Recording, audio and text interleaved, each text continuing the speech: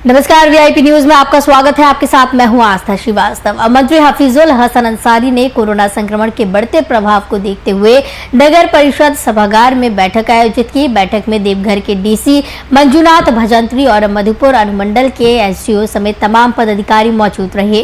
बैठक में मंत्री अंसारी ने शहरी और ग्रामीण क्षेत्रों में मौजूदा हालातों का जायजा लिया और साथ ही सुदूर इलाकों में सुविधाओं को उपलब्ध कराए जाने के लिए महत्वपूर्ण निर्देश दिए। उन्होंने अनुमंडल अस्पताल में शवों के लिए जल्द से जल्द एम्बुलेंस मुहैया कराए जाने का आश्वासन दिया। आपको बताते चले कि कोरोना का लगातार प्रकोप बढ़ता जा रहा है। इसी को देखते हुए मंत्री हफीजुल हसन ने कोरोना के बढ़ते प्रभाव को देखते हुए नगर परिषद सभागार में बैठक आयोजित की है। इस बैठक में देवघर के डीसी मंजुनाथ भजंत्री और मधुपुर अनुमंडल के एसडीओ समेत तमाम पदाधिकारी मौजूद रहे हैं और शहरी और ग्रामीण क्षेत्रों में मौजूदा हालातों का इस दौरान मंत्री ने जायजा लिया है। सुदूर इलाकों में सुविधाओं को उपलब्ध कराए जाने के निर्देश इस दौरान दिए हैं। इस खबर की तमाम जानकारी के लिए हमारे साथ संवाददाता राम झा जुड़े हुए हैं। राम, मंत्री हफीजुल हसन ने बैठक की है और उपचुनाव जीतने के बाद ये पहली बैठक मंत्री के द्वारा की जा रही है। जी, मैं बता दूं कि 17 को मतदान हुआ था और 2 मई को रिजल्ट आया और रिजल्ट आने के बाद जैसे ही रिजल्ट आया वैसे ही उन्होंने पत्रकारों को सबसे पहले अपना बयान दिया था कि उनकी पहली प्राथमिकता कोरोना को लेकर के होगी और कोरोना पर वे खास तौर पर अपने से ही मॉनिटरिंग करेंगे। और इसके साथ ही कल वो पहली बैठक जिला अधिकारी तमाम अनुमंडल के अधिकारियों व पदाधिकारियों के साथ उन्होंने बैठक की और उन्होंने साफ तौर पर ने कहा कि वे अपने विधायक फंड से एक एम्बुलेंस मधुपुर अनुमंडलीय अस्पताल को देंगे। साथ ही 100 वाहन की कमी है, यहाँ देवघर जिला में कहीं 100 वाहन नहीं है, तो वे अपने विधायक फंड से 100 वाहन भी देंगे। उन्होंने साफ तौर पर सभी अधिकारियों को निर्देश दिया है कि किसी भी प्रकार की कोई कोताही नहीं बरती जाए और कोरोना को लेकर के खास ख्याल रखना है। साथ ही मधुपुर अनुमंडलीय अस्पताल में फिलहाल 10 ऑक्सीजन युक्त बेड की व्यवस्था की गई है, जिसको बढ़ाते हुए उन्होंने कहा है कि 10 से बढ़ाकर 50 ऑक्सीजन युक्त बेड की वो व्यवस्था करेंगे। इसके लिए वे जो सामाजिक संस्थाएं हैं उनसे भी वो सहयोग ले रहे हैं, जिसमें उन्होंने कुंदन भगत जो उनकी संस्था संवाद संस्था है उससे सहयोग लिया गया है और भी तमाम मधुपुर के जो सामाजिक संगठन से जुड़े लोग हैं उन लोगों का भी सहयोग उन्हें मिल रहा है। तो खास तौर पर में कोरोना पर लेकर के उनका विशेष ध्यान है और वे नहीं चाह रहे हैं कि क्षेत्र में साफ तौर वो भावुक भी कल की मीटिंग में हो गए। उन्होंने कहा कि मेरे पिताजी मरहूम हाजी हुसैन अंसारी साहब की भी मृत्यु कोरोना से ही हुई थी और वो क्षेत्र की जनता की सेवा के लिए लगातार पिछले वर्ष क्षेत्र में ही रहे थे। वो उनका यही कहना था कि मैं नहीं चाहता कि अब कोई और पिता, भाई, बहन, माता की मृत्यु हो कोरोना से, इसलिए वे कोरोना पर खास ध्यान दिए हुए हैं। जी बिल्कुल, जिस तरीके से कोरोना के आंकड़े बढ़ रहे हैं, कोरोना का प्रभाव बढ़ रहा है, इसको देखते हुए मंत्री अब जैसे ही चुनाव जीते हैं और अपने एक्टिव मोड में नजर आ रहे हैं, तमाम दिशा निर्देश दिए जा रहे हैं और पूरी तरीके से कोशिश की जा रही है कि तमाम जो असुविधा है उन्हें दुरुस्त किया जाए।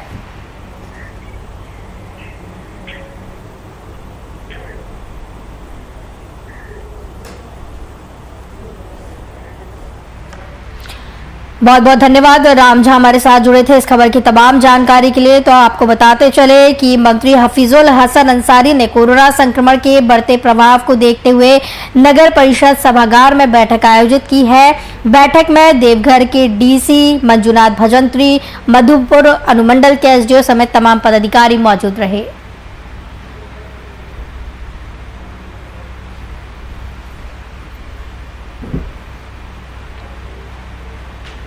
बिहार सरकार के अल्पसंख्यक कल्याण मंत्री मोहम्मद जमा खान प्राथमिक स्वास्थ्य केंद्र मोहनिया अनुमंडल पहुंचे, जहां उन्होंने अस्पताल के अधिकारियों के साथ कोरोना मरीजों की समस्याओं के बारे में समीक्षा बैठक की।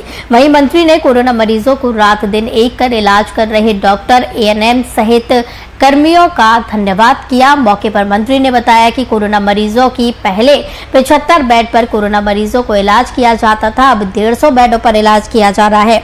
तो कहीं ना कहीं संसाधन में इस दौरान बढ़ोतरी देखने को मिल रही है। अल्पसंख्यक कल्याण मंत्री मोहम्मद जमा खान प्राथमिक स्वास्थ्य केंद्र मोहनिया पहुंचे हैं, समीक्षा बैठक की है, मरीजों को समस्याओं के बारे में समीक्षा बैठक की है। जिस तरीके से तमाम सुविधाएं बढ़ाने की कोशिश यहाँ की जा रही है, तमाम संसाधन बढ़ाने की कोशिश की जा रही है, इसकी समीक्षा की है। बताया जा रहा है कि 75 बेड पर पहले कोरोना मरीजों का इलाज किया जाता था, अब 150 बेड पर किया जाता है।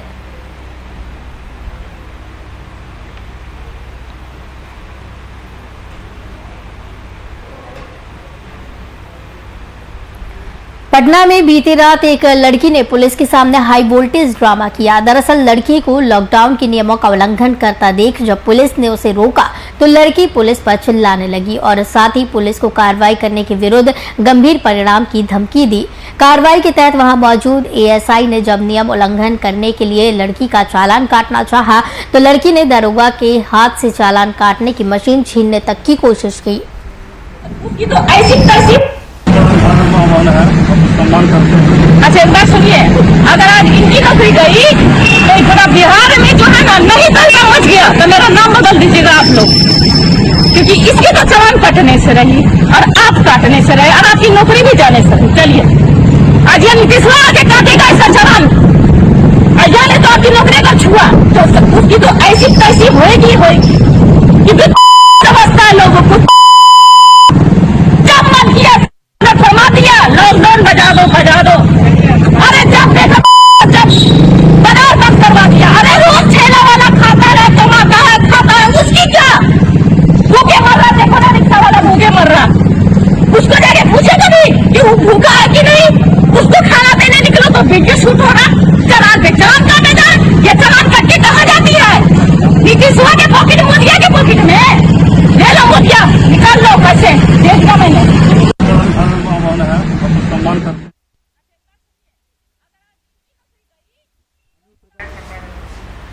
इस खबर की तमाम जानकारी के लिए हमारे साथ संवाददाता अनु प्रकाश जुड़ गए हैं। अनु, इतना हाई वोल्टेज ड्रामा लड़की के द्वारा किया गया है, पुलिस के सामने किया गया है और इतनी बड़ी बड़ी धमकियां दी गई है, क्या कुछ ताजा जानकारी है? देखिए, जिस तरह से बिहार में जो है कोरोना संक्रमण के चैन को तोड़ने के लिए सरकार जो है वो लॉकडाउन 10 दिनों की संपूर्ण जो लॉकडाउन लगाया गया है, इसको देखकर प्रशासन भी, आपको बता दें कि पिछले सुबह जो थी वो प्रशासन सड़कों पे खुद एसएसपी और पटना के डीएम जो हैं उन्होंने सड़क पर इस मोर्चे को संभाला था और लोगों को काफी कड़ाई के साथ जो है वो इसका पालन करने को हिदायत दिए थे और बोले थे कि जो भी लोग जो बिना मतलब के सड़कों पे आएंगे उनके साथ कार्रवाई होगी और उनको प्रशासनिक जो है वो दंड दिया जाएगा और उन्हें फाइन भी, बहुत लोगों के साथ जो है फाइन भी काटा जाएगा। उसको देखते हुए शाम में जो है महिला ये जो है वो निकली थी कुछ कामों को लेकर, जब प्रशासन के द्वारा उन्हें रोका गया तो वो प्रशासन के साथ साथ जो है बिहार के मुख्यमंत्री और भारत के प्रधानमंत्री पर भी काफी गुस्सा हुई और उन्हें अपशब्द तक बोला गया है महिला के द्वारा। अरे जिस तरीके की हरकत इस लड़की के द्वारा की गई है, यहाँ पर चालान काटने के लिए जब दरोगा वहां पहुंचे तो मशीन छीनने की कोशिश की गई, बड़ी बड़ी धमकियां दी गई है, तो क्या इससे प्रतीत होता है कि इसके ऊपर किसी बड़े अधिकारी का या किसी का हाथ है जिसके दम पर ये इस तरीके की बातें कर रही है? देखिए, इस तरह की तो बातें मेरे सामने नहीं आई है कि किसी भी आला अधिकारी के इनके ऊपर हाथ है या नहीं, लेकिन जिस तरह से ये जो महिला है ये वहां के दरोगा के साथ जो है बदतमीजी की है और उन्हें धमकी तक दी है और उनके साथ जो है दुर्व्यवहार भी किया, इसको लेकर इन पे जो है प्रशासन की तरफ से कार्रवाई भी होगी और इन पे जो भी प्रशासन की तरफ से कार्रवाई होगी वो की जाएगी। लेकिन इस तरह का कभी कहीं भी जो सरकार की तरफ से लॉकडाउन लगाया गया है इसका उल्लंघन करते हुए इन्होंने जो काम ये किया है उस तरह का काम अशोभनीय बात है और इस तरह का काम नहीं होना चाहिए। जी बिल्कुल अशोभनीय ये किया गया है, जिस तरीके से ड्रामा इस लड़की के द्वारा यहाँ पर किया गया है। बहुत बहुत धन्यवाद अनु प्रकाश, संवाददाता हमारे साथ जुड़े हुए थे इस खबर की तमाम जानकारी के लिए।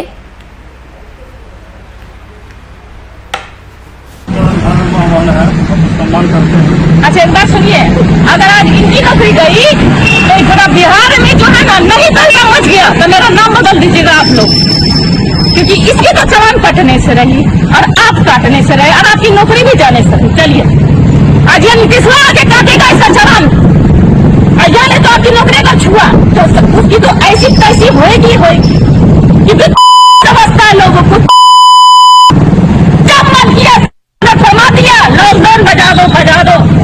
अरे जब देखा जब बाजार बंद करवा दिया। अरे रोज ठेला वाला खाता है, कमाता है, खाता है, उसकी क्या भूखे मर रहा। देखो ना रिक्शा वाला भूखे मर रहा, उसको जाके पूछे कभी कि वो भूखा है कि नहीं।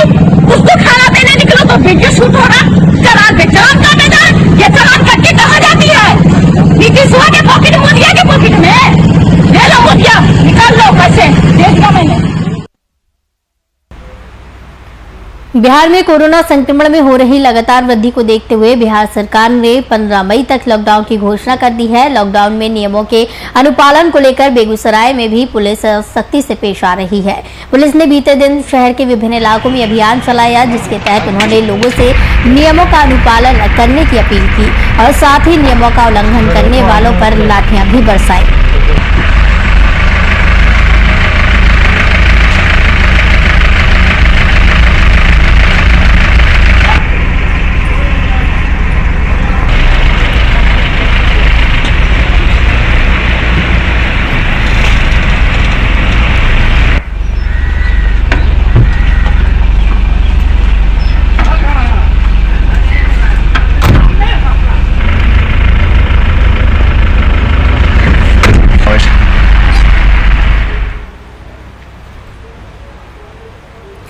शेखपुरा में लचर स्वास्थ्य व्यवस्था की पोल खुल गई है। शेखपुरा के विधायक और राजद नेता विजय सम्राट ने बीते दिन जिले के सदर अस्पताल का औचक निरीक्षण किया। इस दौरान विधायक ने अस्पताल में स्वास्थ्य कर्मियों की कमी पाई, जिसके कारण इलाज में कमी देखने को मिली। इससे नाराज विधायक ने अस्पताल प्रबंधन को अविलंब टेक्नीशियन बहाल करने के निर्देश दिए। इसके अलावा उन्होंने आपातकालीन वार्ड में जाकर मरीजों से हालचाल जाना और दवा काउंटर पर दवाओं की स्थिति की भी जानकारी ली। जो भी मरीज आवे उसको कुछ नहीं पेट पर सुधार ऑक्सीजन।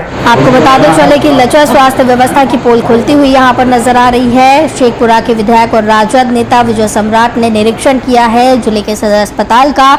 इस दौरान कई कमियां यहाँ पर पाई गई है, स्वास्थ्य कर्मी की यहाँ पर कमी पाई गई है, जिसके चलते विधायक ने अस्पताल प्रबंधन को अविलंब टेक्नीशियन बहाल करने के निर्देश दिए हैं और नाराजगी विधायक ने इस दौरान जताई है।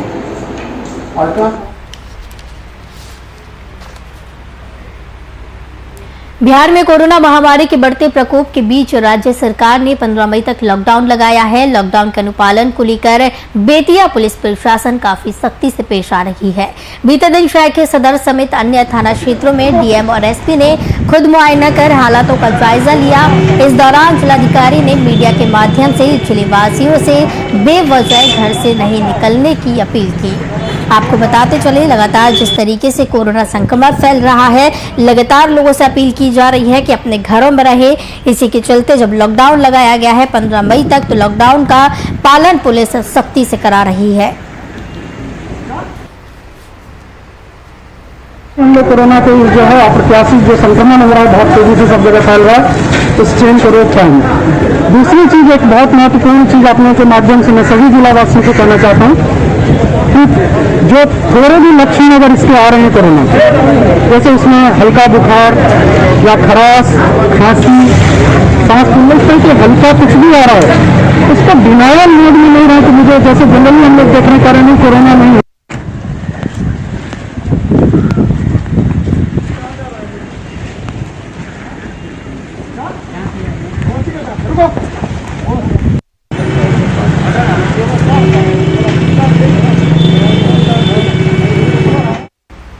बिहार में 15 मई तक लगाए गए लॉकडाउन के अनुपालन के तहत अनावश्यक सड़कों पर वाहन दौड़ा रहे लोगों के खिलाफ जिला पुलिस ने बीते दिन मुहिम शुरू की। पुलिस ने एसपी के निर्देशानुसार रोको टोको अभियान की शुरुआत की है। इस दौरान बेवजह सड़कों पर निकलने वाले के खिलाफ कार्रवाई के तहत जुर्माना भी वसूला जा रहा है।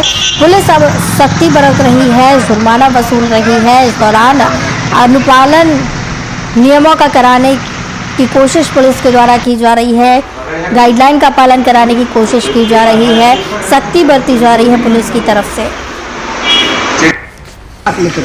सरकार के द्वारा पूर्ण रूप से लॉकडाउन का आदेश निर्देश दिया गया है।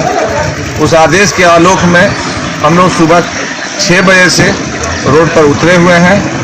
वैसी गाड़ी ही सिर्फ जो छोड़ी जा रही है, जो पेशेंट की गाड़ी है, हॉस्पिटल जा रहे हैं, बीमारी से संबंधित है।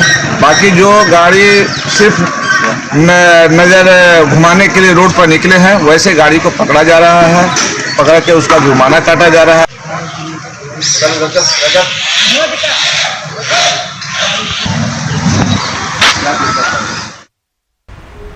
बिहार में लगे लॉकडाउन के दूसरे दिन मुंगेर रेंज के डीआईजी शफीउल हक ने खुद शहर के विभिन्न इलाकों का मुआयना किया। इस दौरान उन्होंने इलाके में लॉकडाउन के पालन की स्थिति का जायजा लिया।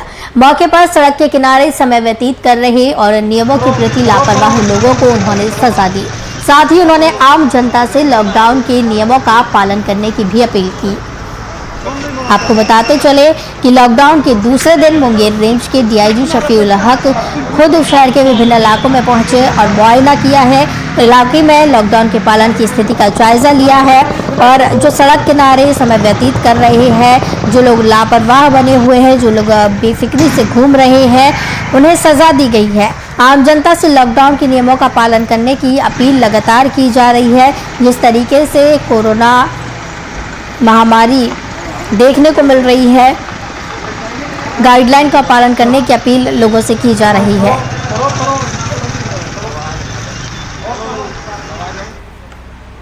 रायबरेली में मरीजों के तीमारदारों के लिए खुशखबरी है। दरअसल रायबरेली में अस्थायी आश्रय स्थल का शुभारंभ हुआ। ये शुभारंभ आरएसएस के द्वारा हवन पूजन कर किया गया, जिसके बाद अब तीमारदारों को आश्रय स्थल से राहत मिलेगी। आपको बता दें कि आश्रय स्थल में खाने पीने और रहने की निःशुल्क व्यवस्था की गई है। साथ ही 25 बेडों का आश्रय स्थल बनाया गया है। तो कहीं ना कहीं अब तीमारदारों को परेशानी का सामना नहीं करना पड़ेगा। तीमारदारों के लिए एक बड़ी खुशखबरी है। आरएसएस के द्वारा इसका शुभारंभ किया गया है।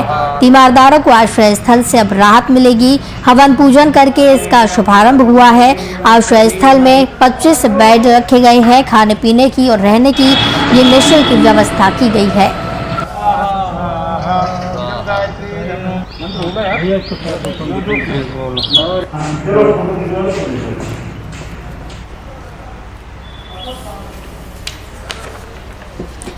इस खबर की तमाम जानकारी के लिए हमारे साथ संवाददाता अरशद खान जुड़ गए हैं। अरशद, तीमारदारों की एक बड़ी खुशखबरी है। रायबरेली में अस्थायी आश्रय स्थल का शुभारंभ हुआ है। अब इसके खुलने से क्या कुछ फायदा तीमारदारों को होगा? जी बिल्कुल, लगातार जो मरीज एडमिट रहते हैं, इनके तीमारदारों को रुकने की और इसकी जो दिक्कतें आ रही थी, उसको आरएसएस में ध्यान में रखते हुए आज एक 25 बेडों का अस्थायी आश्रय स्थल की स्थापना की है, जो इंटर कॉलेज में इसकी व्यवस्था की गई है, जहां उनको भोजन, पानी और अन्य चीजों की व्यवस्था वो उत्पन्न कराएंगे और कहीं ना कहीं ये एक सराहनीय कार्य भी है आपका। जी बिल्कुल, जिस तरीके से ये आश्रय स्थल खोला गया है आरएसएस की तरफ से, बेहद ही सराहनीय पहल ये की गई है। तो कहीं ना कहीं जिस तरीके की परेशानी अभी तक होती थी तीमारदारों को, उसका अब सामना नहीं करना पड़ेगा। जी बिल्कुल, और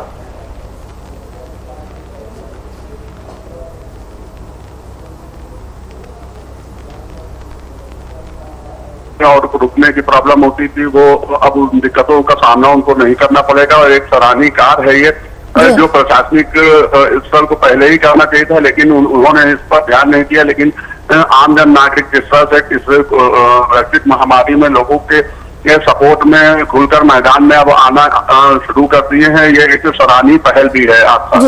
जी बिल्कुल, आरएसएस की तरफ से सराहनीय पहल ये की गई है। हवन पूजन करके इसका शुभारंभ कर दिया गया है। तो क्या संदेश अब इसका जाता है आरएसएस की तरफ से? बिल्कुल, जिस तरह से ये स्थल बनाया गया, आश्रय स्थल बनाया गया है तीमारदारों के लिए, तो कहीं ना कहीं से प्रशासनिक अमले पर ये एक समाचार ही जरूर कहा जाएगा कि इतनी वैश्विक महामारी और जिस तरह से योगदान जनप्रतिनिधि और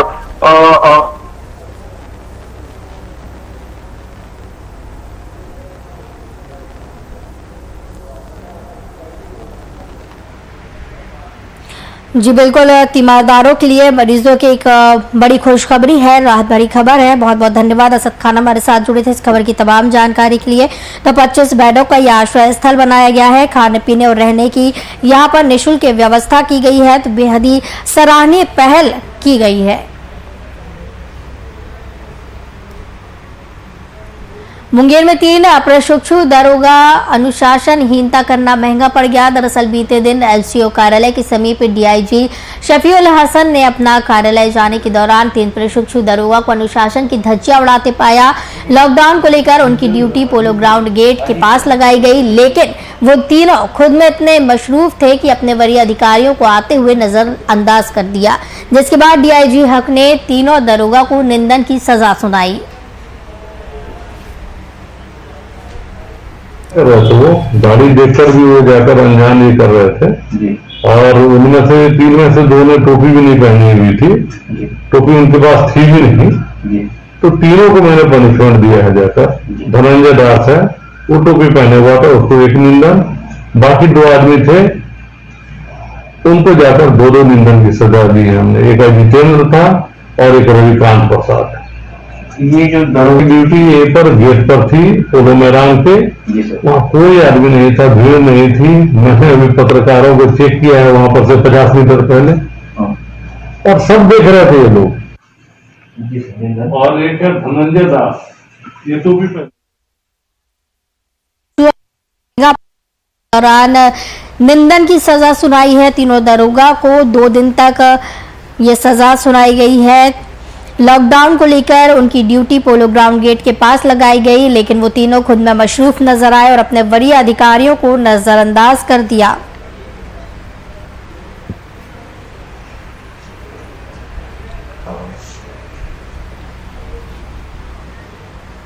मुजफ्फरपुर में बीते दिन एम्बुलेंस चालक की कोरोना से मौत के बाद एम्बुलेंस चालकों ने मृतक की मुआवजे की मांग को लेकर हड़ताल की घोषणा कर दी है। हड़ताल की सूचना पर जिले के सिविल सर्जन ने हड़ताल कर रहे एम्बुलेंस चालकों को मुआवजे का आश्वासन देकर हड़ताल को खत्म कराया। आपको बता दें कि मृतक संतोष कुमार पिछले 5 दिनों से कोरोना से संक्रमित था और एसकेएमसीएच में इलाज के दौरान पिछले दिन उसकी मौत हो गई। स्वास्थ्य मंत्री आपको बता दें कि एम्बुलेंस चालक की कोरोना से मौत के बाद मुआवजे की मांग को लेकर हड़ताल की घोषणा कर दी गई थी एम्बुलेंस चालकों ने, जिसके बाद सिविल सर्जन मौके पर पहुंचे और हड़ताल कर रहे एम्बुलेंस चालकों को आश्वासन दिया मुआवजे का, जिसके बाद हड़ताल खत्म हुई। और मृतक संतोष कुमार आपको बता दें कि 5 दिन से संक्रमित था। नारेबाजी में क्या कर दें? वो पिछले 5 दिन से कोविड-19 के पॉजिटिव थे और वो एसकेएमसीएच में भर्ती थे, और उसके बाद उनको ऑक्सीजन नहीं मिलने के अभाव में उनका आज 5 तारीख जो है 21 को सुबह में लगभग 4 बजे उनका देहांत हो गया। तो देहांत हो गया, उसके बाद हम उन लोगों को घर लाए। उसके बाद हम लोग ऑफिस को, अपने ऑफिस को 102 के कंट्रोल को इन्फॉर्मेशन दी, पटना ऑफिस को इन्फॉर्मेशन दी।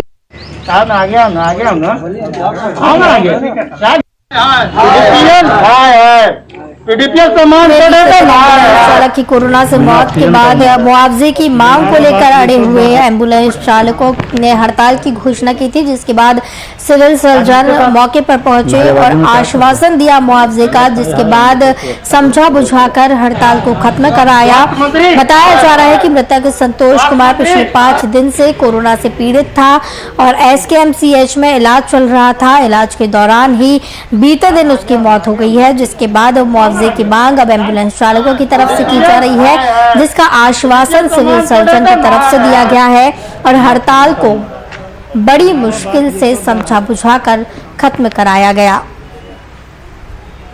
आज उसके साथ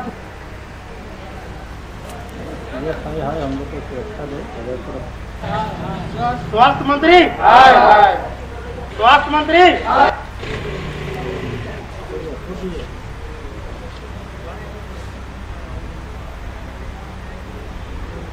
जिस तरीके से कोरोना के मामलों में बढ़ोतरी देखने को मिल रही है, कोरोना गाइडलाइन का पालन करने की अपील की जा रही है। वीआईपी न्यूज की तरफ से भी सभी से अपील की जाती है कि कोरोना गाइडलाइन का पालन करें, मास्क लगाएं, सोशल डिस्टेंसिंग का पालन करें, घर में रहें और सुरक्षित रहें।